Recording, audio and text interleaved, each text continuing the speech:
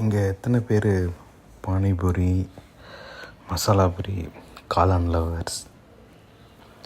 எனக்கு ரொம்ப பிடிச்சது மசாலா பூரி அண்ட் தென் பானிபூரி.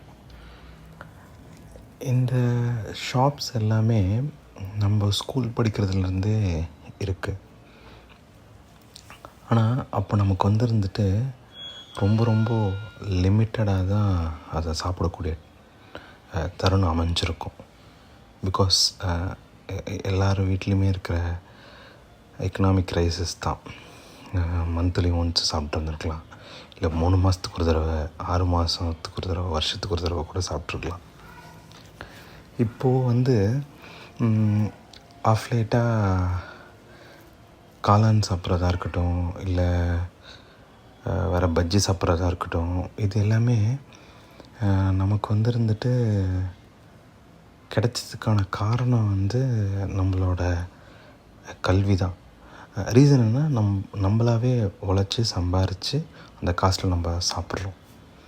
ஆனால் இப்போ நீங்கள் கவனிச்சிங்கன்னா, காலையில் அறக்க பறக்க வேலைக்கு போவோம், நைட்டு அறக்க பறக்க வீட்டுக்கு வந்துடுவோம், நைட் ஷிஃப்டாக இருந்தால் ஈவினிங் அறக்க பறக்க போவோம், விடிய காலில் இந்த கடையே இருக்க போகிறதில்ல. அதேமாதிரி மார்னிங் ஷிஃப்ட்டில் போகிறவங்க மார்னிங் இருக்க போகிறதில்ல. ஸோ இதை சாப்பிடணுன்னு நினைக்கும் போதே நமக்கு அந்த வீக்கெண்ட் டைம் தான் சாப்பிட்ற மாதிரி இருக்கும். அதுவும் வீக்கெண்டுமே பார்த்திங்கன்னா தூங்கிடுவோம்.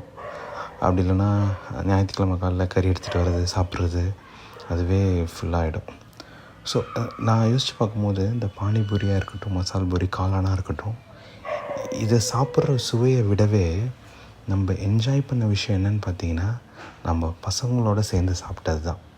ஏன்னா நம்மக்கிட்ட ஒரு 10 ரூபா இருக்கும், அவங்ககிட்ட ஒரு 5 ரூபா இருக்கும், இன்னொருத்தவங்கிட்ட ஒரு 5 ரூபா இருக்கும். ஸோ கலெக்டிவாக போட்டு 20 ரூபாவோ 30 ரூபாவோ என்னவோ அதை வாங்கி நம்ம சாப்பிடுவோம். இப்போ நம்மளால் சாப்பிட முடியும். ஆனால் நம்மளோட ஆஃபீஸ் மெட்ஸ், ஆஃபீஸ் கொலீக்ஸ் தான் இருக்கும். ஏன்னா நிறைய பேருக்கு ஆஃபீஸில் ஃப்ரெண்ட்ஸ் அமையிறது கிடையாது. ஜஸ்ட்டு கொலீக்ஸு அல்லது ஸ்நாக்ஸ் போகிறப்போவோ இல்லை சாப்பிட்ற போகிறப்போவோ அந்த டயத்தில் போவாங்க, அவ்வளோதான்.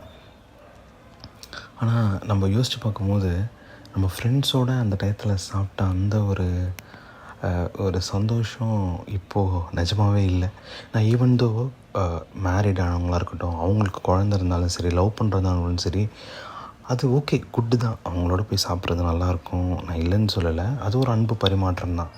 ஆனால் அந்த பசங்களாம் ஒரு 3 பேர், 5 பேர், 6 பேராக அந்த சாப்பிட்ட அந்த சந்தோஷம் இப்போ அப்படி கண்ண மூடி நினச்சா கூட அவ்வளோ ஃப்ரெஷ்ஷாக இருக்குது.